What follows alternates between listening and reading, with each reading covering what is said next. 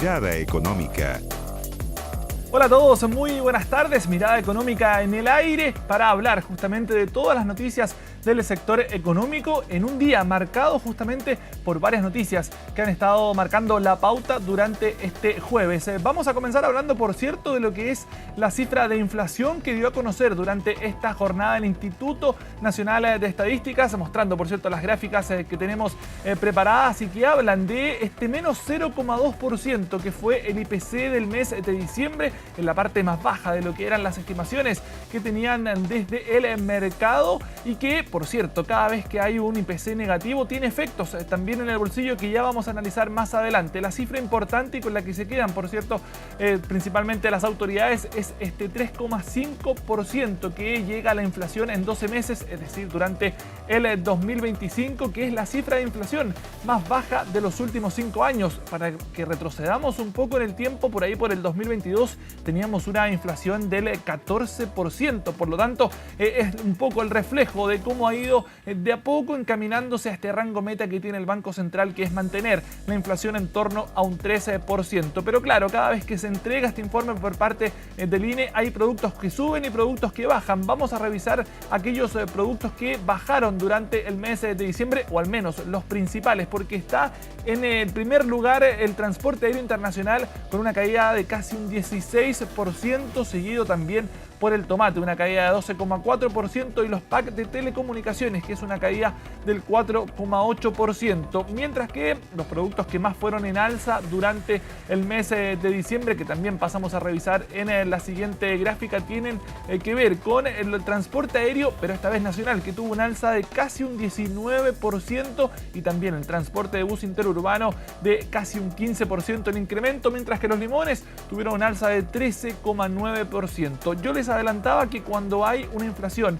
en negativo, que en este caso fue un menos 0,2%, tiene un impacto en la unidad de fomento. Vamos a revisar a continuación los datos porque el valor de la UEF al 9 de enero va a llegar a 39.762 pesos. Es decir que durante el próximo mes, durante enero y hasta más o menos por ahí por el 9 de febrero, va a tener una caída de casi 80 pesos y va a quedar en 39.683 pesos el valor de la UEF, y esto tiene, por cierto, un impacto directo en aquellas personas que tienen contratos, el pago de dividendos, el pago de arriendo, el pago de los planes de salud o, por ejemplo, de las matrículas, que por estos días varias personas están justamente en ese proceso con distintos adolescentes y jóvenes que están ingresando a la educación superior, por dar un ejemplo. Cifras que se dieron a conocer durante esta jornada y que mantienen obviamente la alerta a ver cómo se viene este proceso de cara a este 2026, en donde para el primer trimestre se espera que la inflación ya pueda llegar a este rango meta y que vamos a estar analizando más adelante con la ex vicepresidenta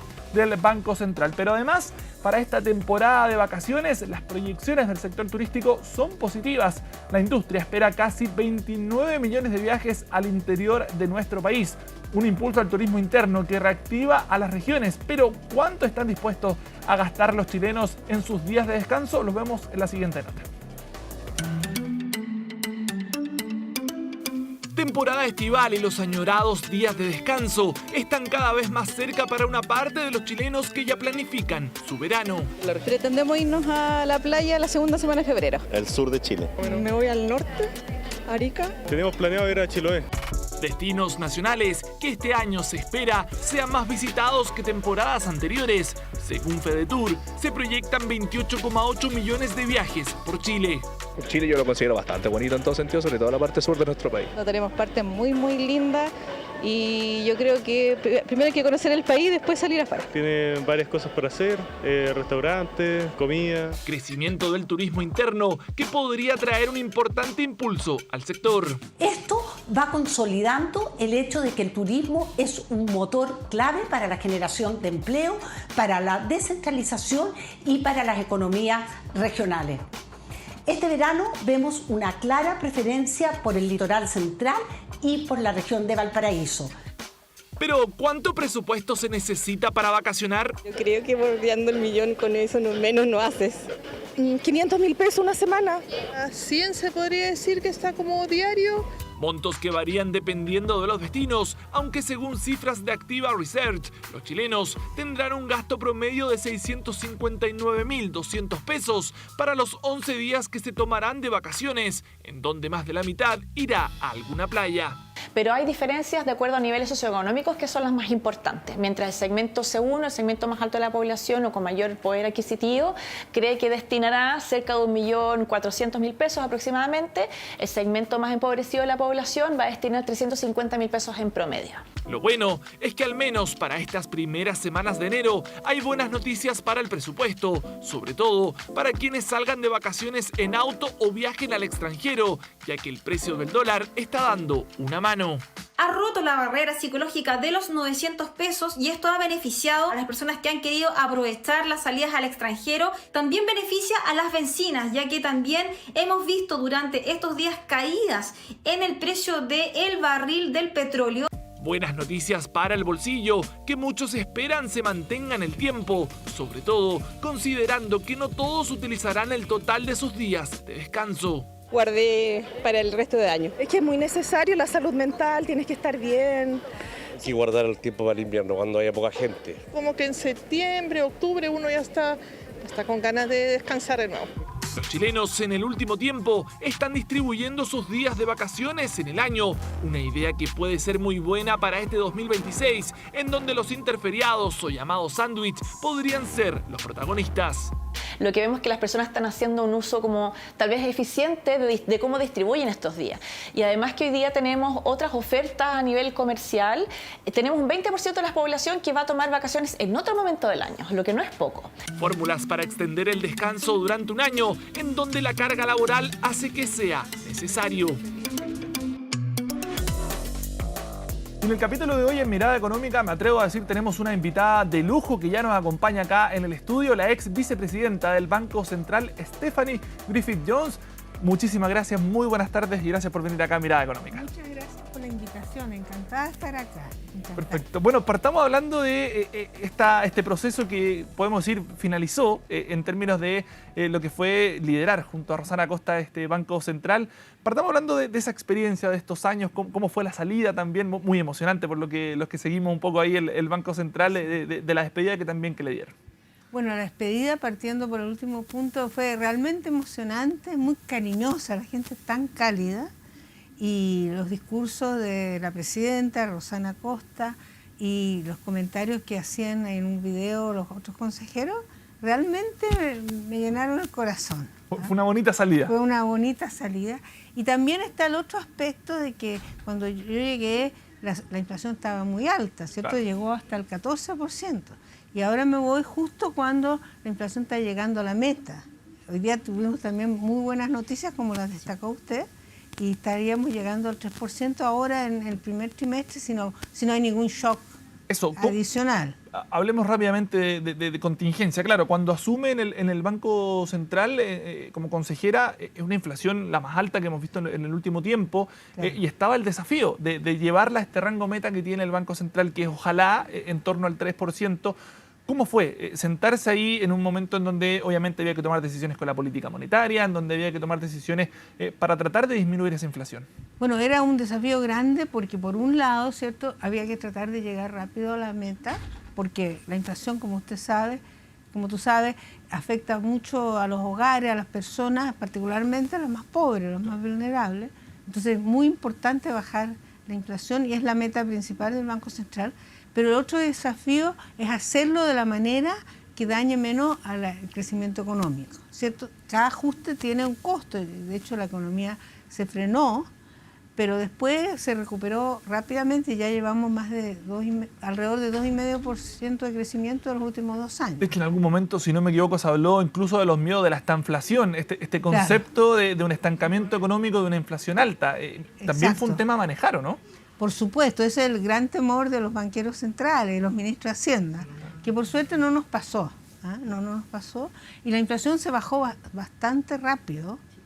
Después hubo de nuevo una pequeña subida porque ya llegó a 3.2% el año pasado, el año antepasado, el 24, pero después hubo que hacer una normalización de las tarifas eléctricas. Exacto, y ahí fue un rebote también. Ahí de nuevo un rebote, pero nosotros nos dimos cuenta que ese iba a ser probablemente un impacto temporal.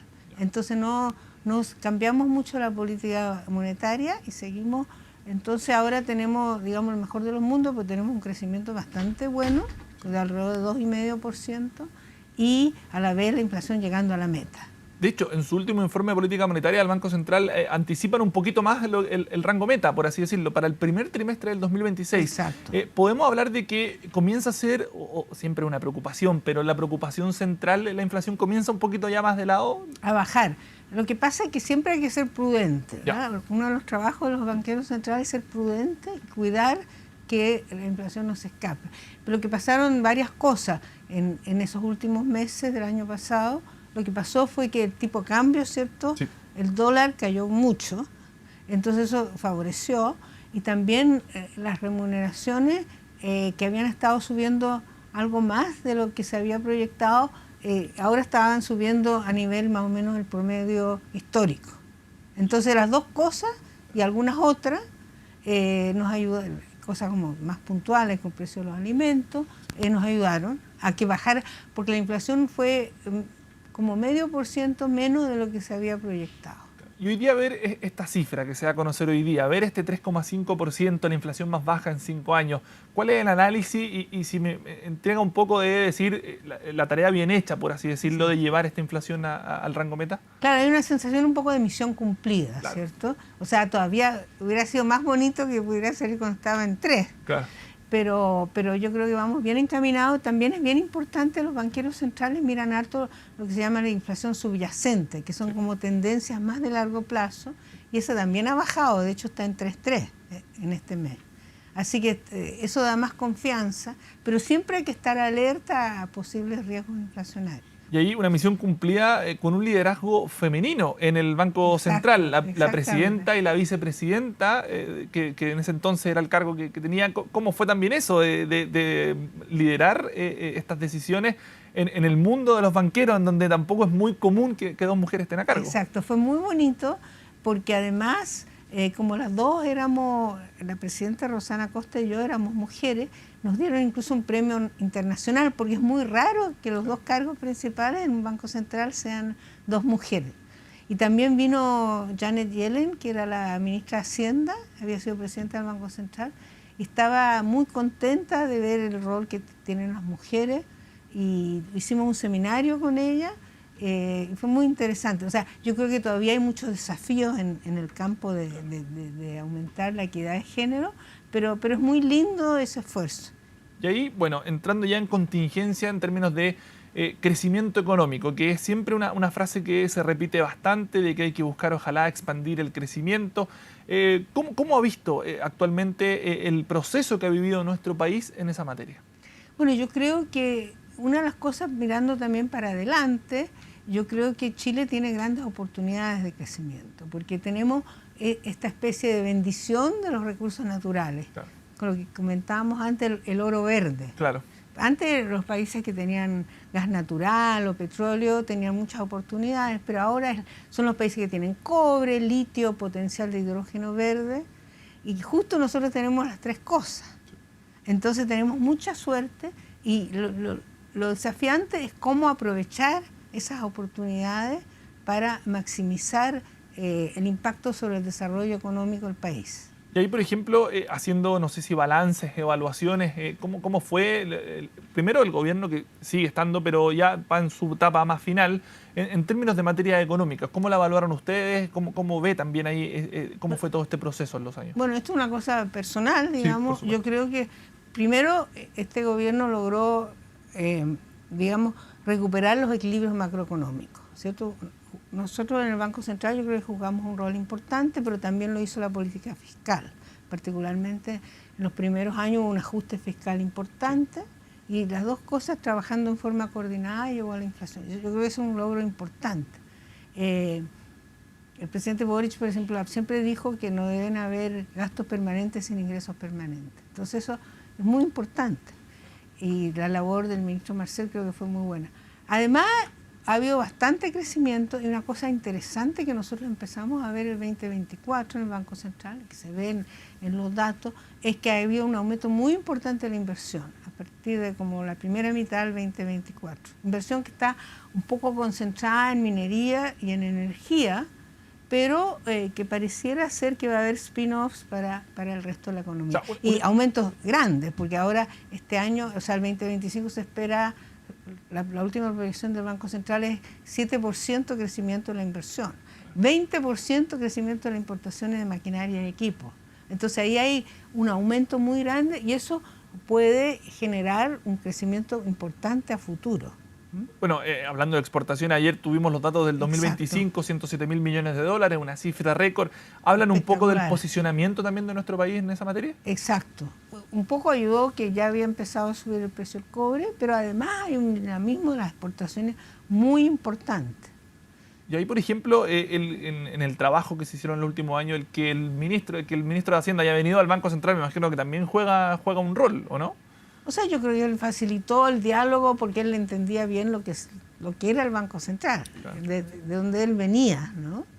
Así que eso fue bien importante y yo creo que, o sea, yo creo que lo que usted señala de la exportación es muy importante, porque hay una diversificación. Por ejemplo, nosotros Chile ha exportado más de 3.000 millones de dólares en cereza. Claro, mercados que antes no estaban contemplados en la suma, por así decirlo. ¿Cierto? Exacto. Y bueno, eso es importante, la diversificación, ir a más países. Exacto. Bueno, hace unos meses atrás hubo una gira por Asia, por ejemplo. Claro, la India, países nuevos, claro, están buscando un acuerdo comercial con la India, diversificar, que es el país que está creciendo más. India hoy día crece más que China. Sí, exacto, ahí es donde han querido poner harto el foco también para tratar de llevar distintos productos. Y ahí, por ejemplo, claro, hablamos de cómo han sido estos últimos años, pero también empiezan las proyecciones del mundo económico. ¿Cómo evalúa también los próximos años que vienen? Bueno, como le decía yo, por el lado, bueno, primero yo creo que en este momento tenemos esta tremenda bonanza del precio del cobre. No sabemos cuánto va a durar porque hay algunos elementos coyunturales, como es que es posible de que en junio de este año Estados Unidos va a evaluar, el gobierno, si ponen aranceles o no. Claro. Entonces, la gente en Estados Unidos que consume cobre está importando más, entonces hay generando una escasez. Incluso hay actores financieros que, como ven esa tendencia al alza, también entran al mercado puramente financiero. Entonces, eso es temporal. Pero por otra parte hay cosas más estructurales, como es la transición verde, la electromovilidad, la electrificación. Pero, por ejemplo, los data centers, la inteligencia artificial es muy intensiva en cobre.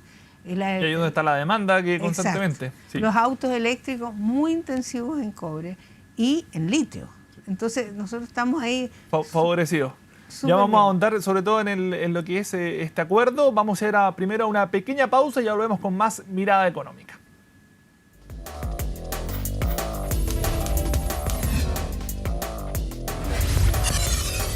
Mirada Económica. Y retomamos la entrevista a Stephanie y nos fuimos hablando del cobre, del buen momento que incluso hace unos días atrás superó esta barrera de los $6 la libra. Y en paralelo vemos también nuevas sociedades, este acuerdo entre Codelco y SQM. ¿Cuál es un poco la visión que tienes de este acuerdo que se logró?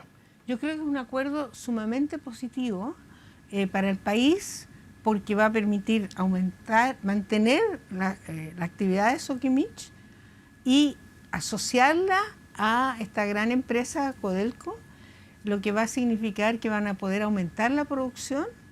Tienen un plazo a 30 años, o sea, una perspectiva de largo plazo, claro, que además va a permitir mayores utilidades traspasadas al fisco, que pueden usarse para cosas como inversión y desarrollo, que son muy importantes, y además traspasar el conocimiento profundo que tiene Soquimich. Así que yo lo veo como un gran modelo de asociación público-privada, en que tanto el sector privado como el público da lo mejor de sí.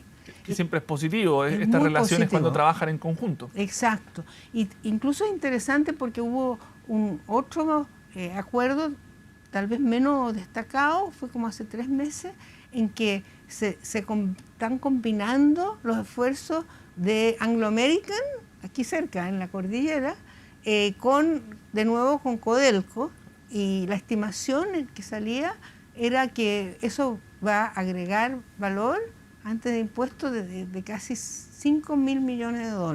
Entonces es importante. Lo que no deja de ser, sobre todo, y ahí me meto también en otra materia, en medio de un escenario internacional con mucha incertidumbre, en donde es necesario trabajar en conjunto para poder generar ingresos, para poder generar inversión. ¿Cómo ves también eso en términos de un escenario en donde hoy estamos todos esperando movimientos, esperando que alguien diga algo? ¿Cómo ves eso también? Bueno, yo creo que eso, lo que tú señalas, es muy importante, Ignacio. O sea, el hecho de que estamos en un contexto internacional tan incierto, tan cambiante, el hecho de que el país se una, el sector público-privado, que hayan acuerdos transversales en política, yo creo que es absolutamente crucial para lograr, digamos, sacar las ventajas posibles y evitar los riesgos.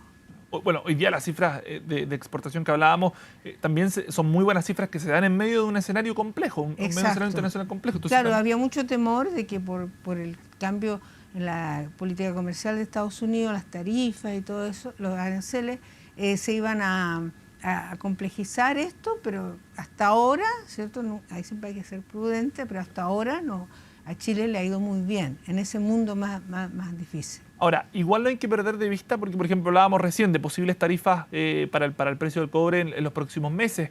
Es algo que los mercados chilenos tienen que, no sé si trabajarlo o prepararse para un posible escenario. Bueno, esto está reflejado ahora en un aumento de la demanda por cobre, sobre todo para Estados Unidos, pero podría ser problemático. Y hay otros riesgos a nivel internacional. Por ejemplo, hay riesgos en el mundo financiero, que hasta este año, el año 25, tuvo una evolución muy favorable, las tasas bajaron, pero lo que pasa es que hay varios problemas, porque la deuda de los países desarrollados es muy alta, los déficits fiscales, y también hay algún temor de que, por ejemplo, hay una especie de exuberancia en los mercados financieros por la inteligencia artificial. Y si eso no se cumple, digamos, los grandes beneficios esperados, o no lo suficiente, podría haber una caída de las bolsas. Hay que aprender a congeniar todo este mundo que está cambiando. Exacto, hay que seguirlo, estudiarlo. En ese sentido es muy interesante el trabajo en el banco, porque hay un personal muy bueno, un staff, como le decimos, muy bueno, que está alertando de los problemas geopolíticos, sobre todo económicos, y estarlo monitoreando con mucho cuidado. Perfecto. Te traigo de vuelta al plano local. Hoy día se entrega la encuesta CACEN, que habla de que, claro, la pobreza baja más allá de que hubo un cambio de metodología, que la cifra es un poco más elevada, pero nuevamente también se refleja no solamente en este informe, sino que en informes también que han ido saliendo en el último tiempo sobre la desigualdad.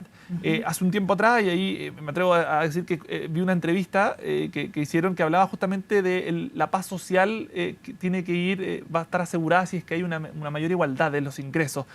Háblanos un poco de eso, de esa visión que tienes respecto a los ingresos que hoy día están en el país distribuidos. Bueno, yo creo que Chile es uno de los países que tiene una distribución de ingresos muy desigual.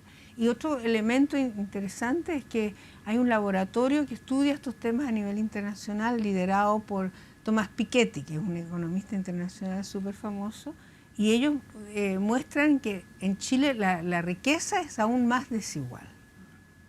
Entonces ahí ha habido alguna mejoría en la distribución del ingreso en los últimos 30, 40 años, pero no es suficiente, porque eso, o sea, hay que lograr las dos cosas, yo creo. Y además yo pienso que se refuerzan. Una mejor distribución del ingreso lleva, como usted dice, a mayor paz social, a mayor productividad y, por lo tanto, a mayor crecimiento.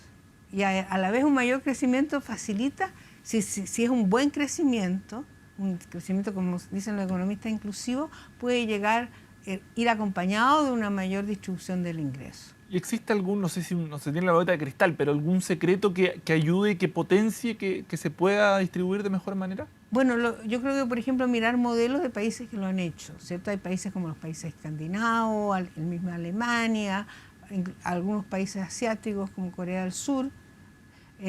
Yo creo que mucho énfasis en la educación, la calidad de la educación, que de nuevo beneficia a la gente más pobre, pero además beneficia el crecimiento. Medidas que ayuden a generar más empleo.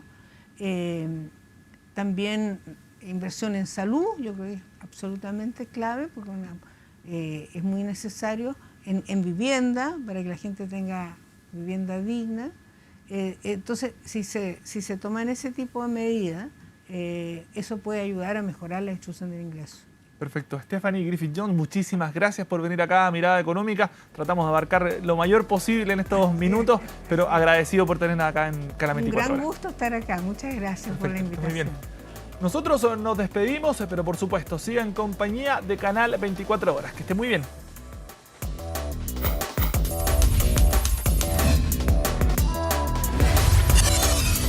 Mirada Económica.